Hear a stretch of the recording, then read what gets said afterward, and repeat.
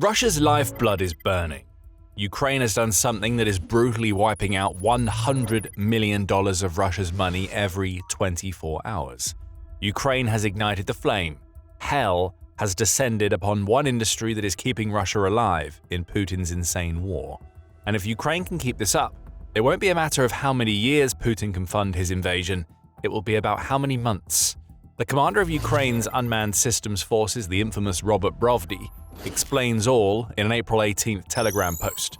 $100 million in daily losses, the result of strikes by the unmanned systems forces and other components of the defense forces of Ukraine on the enemy's oil infrastructure, Brovdy blares, as he goes on to explain that Ukraine's approach of systematically striking every aspect of Russia's oil industry, from refineries to depots to export terminals, is crippling Putin's ability to keep cash flowing into the Kremlin's war coffers. A series of Ukrainian strikes conducted over the last couple of months has forced Russia's oil shipments down by a staggering amount. Exports are down by 880,000 barrels per day. At the current market price for Urals crude, that adds up to the $100 million in lost revenue that Brovdy mentions.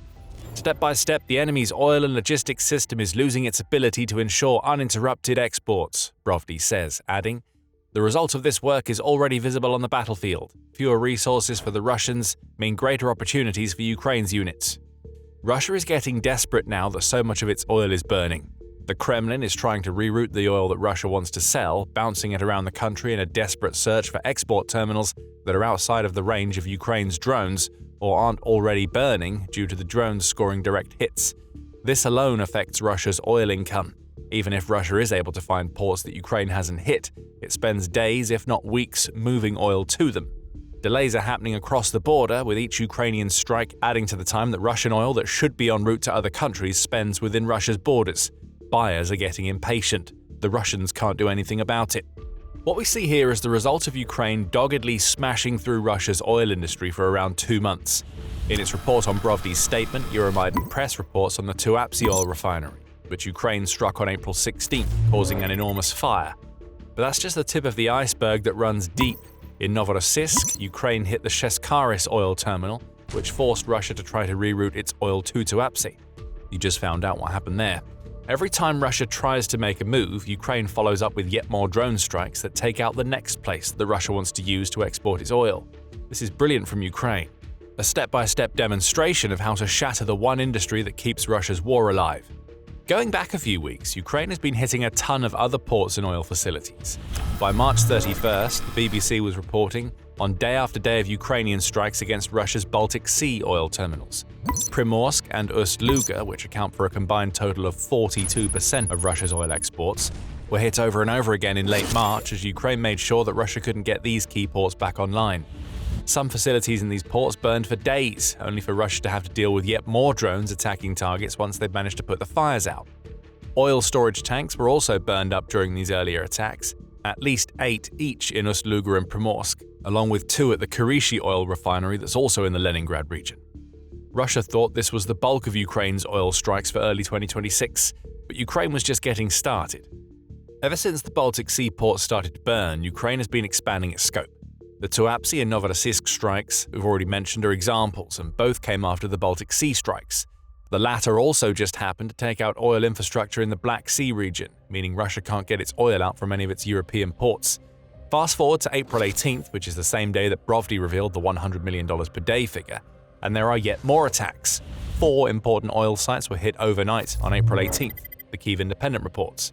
Among them were yet another oil terminal in the Leningrad Oblast, refineries in the Samara Oblast, and the Tikhoretsk oil pumping station, which is in Russia's Krasnodar Krai region.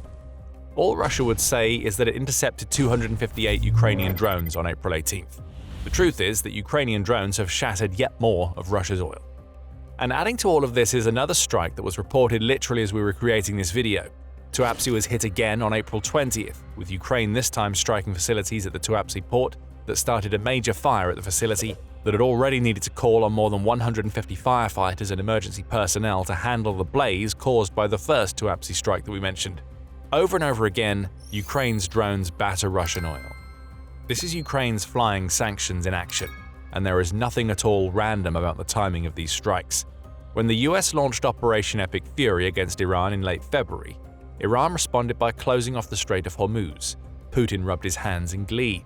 That strait is responsible for 20% of the entire world's oil flow. For Putin, less oil leaving the Gulf states would inevitably lead to a price shock that would benefit Russia, which is precisely what we've seen. By April 7th, the price of Urals crude, which is Russia's brand of oil, had risen to the highest that it's been in 13 years. In a matter of days, all the hard work done by Western sanctions to drive the price of Russian oil down was undone. To make matters worse, the US has made some decisions about its sanctions that have angered Ukraine. American sanctions against Russian oil have been lifted twice now, most recently on April 17th, which means Russia will benefit from another 30 days of being able to offload its oil before America's sanctions come back into effect. There's a certain logic to the US move.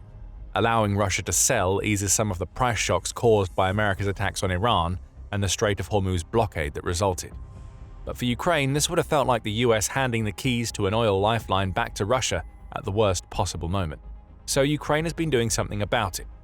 If Russia is going to benefit from sanctions being lifted on its oil, Ukraine will keep on hitting that oil. After all, sanctions don't matter if Russia has no oil to sell. And with the $100 million per day being burned up by Ukraine's drones, which amounts to about $3 billion per month, Ukraine is proving that it can take the Russian oil problem into its own hands. Western sanctions be damned. Ukrainian flying sanctions will cripple the Russian economy instead. The sheer level of coordination displayed by Ukraine's military has been a highlight in all of this. The Security Service of Ukraine has been working alongside the country's main intelligence directorate, Special Operations Forces, and Unmanned Systems Forces to pull off a broad campaign that has left nothing in Russia that is within range of Ukraine's drones safe. The timing has been impeccable. Every solution that Russia thinks it's found ends up burning almost instantly. And this is where things will start to shift for Russia. The burning oil and collapsing exports are bad enough, but the real problem is that Russia simply can't afford to be losing out on $100 million per day. Putin was expecting a tax windfall on higher Russian oil profits than ever before. And he needs that because Russia is slipping into an economic crisis. That alone changes everything for Russia. But before we get into that, this is a quick reminder that you are watching The Military Show. If this is the sort of insight that you crave, make sure you're subscribed to the channel. Russia is caught in an economic trap, an inescapable maze of financial foul-ups that have all been caused by Putin's tunnel vision in Ukraine. If Russia's president had his way, every single dollar in tax revenue that Russia generates would be dedicated to Ukraine. As it stands, almost every dollar is going to the war, which has forced Russia into an Ouroboros of bad financial decisions. The cycle is simple. Russia gets money. It spends it on war equipment. That equipment gets destroyed. Russia achieves no return on its investment, and then gets more pumped into the war machine. Eventually, something has to give. The money can't keep on flowing forever. Russia's military spending has grown so massive that it's siphoning away funds that are supposed to be keeping the country itself running. The official figures coming out of Russia are bad enough. According to the Stockholm International Peace Research Institute, Russia spent 7.5% of its gross domestic product, or GDP, on the Ukraine war effort in 2025. That's amounted to 16 trillion rubles, or about $213 billion. Spending for 2026 is supposed to be lower. Just 6.3% of Russia's GDP, or around $198 billion, will be spent on the war machine this year. But that is still a ridiculous amount of money as Putin's invasion enters its fifth year, and it tells us that Russia will likely have spent in excess of $1 trillion on Putin's war by the end of 2026, and that's the best-case scenario. These official figures are what Russia is willing to tell us about its military spending. The reality going on behind the scenes is much worse. In February, Defense 24 reported that the German Federal Intelligence Service, or BND, has found that Russia's actual military expenditures are far higher than the country is declaring to the world or its own people. The reality, the BND says, is that Russia's spending might have been up to 66% higher than it was declaring. For instance, 2025 may have seen Russia allocate 10% of its GDP to its military, rather than the 7.5% that has been accounted for by official spending. This all means that Russia could be spending as much as 50% of the country's entire state budget on Putin's insane vision for a world where Ukraine is part of the Russian Federation. How can Putin possibly see this as sustainable? Even if Russia were to somehow win in Ukraine, there will be nothing left of Russia for Ukraine to become a part of. As for where these hidden military costs lie, there are several expenditures that Russia tries to sweep under the rug. A huge amount of the massive bonuses that Russia pays to its volunteer soldiers just for signing up are rarely declared, as they come out of regional budgets and aren't officially part of the salaries that Russian soldiers receive. Russia is also relying very heavily on off-budget debt that was made possible by legislation that the Kremlin put in place back in February 2022. War-related lending at Russia's major banks is now being controlled by the state, which allows the Kremlin to provide favorable loans to businesses that it believes will help the war effort. So if you're an entrepreneur in Russia who's looking to set up a factory for manufacturing military equipment, you're going to find it much easier to get your hands on a loan to create that factory. This is war spending that is being hidden away from the public, at least for now. Keep Russia's banks in mind because they're at the root of an economic catastrophe that is starting to engulf Russia. All of this brings us back to Ukraine taking out $100 million per day of Russia's oil sales. Oil underpins Russia's war spending. Official or otherwise, a huge portion of the hundreds of billions that Putin is pouring into his invasion comes from the revenue that the Kremlin receives through taxing oil sales. What Putin has done is create a military economy that can only exist as long as money from Russia's energy sector is flowing in. That's the trap, and Ukraine knows it. The combination of lower energy revenues and record levels of military spending is putting Russia as a nation on the brink of ruin. Stagflation runs rampant in a country that has an increasingly impoverished population, and there's no way back for Russia as long as the Ukraine war is happening because Putin needs to keep spending on the war machine. All of the money poured into that machine is creating unproductive output. As we said before, the tanks that Russia builds get blown up in Ukraine. That's not going to benefit anybody inside Russia. Businesses that make products that Russia could sell aren't getting the funding they need to grow. State-controlled banks that favor war-related companies make sure of that. Outside of oil, Russia doesn't really have a product that it can export anymore. Even the weapons that used to bring billions into the economy are being burned up in Ukraine rather than sold to other countries. Sure, you could argue that Russia's weapons industry will be revitalized when the Ukraine war ends. The equipment currently being built to be sent to Ukraine could then be sold to other countries. But is anybody going to want to buy Russia's weapons at this point? Over 4 years of fighting against a country that Russia was supposed to dominate has revealed that the Russian military is a paper tiger.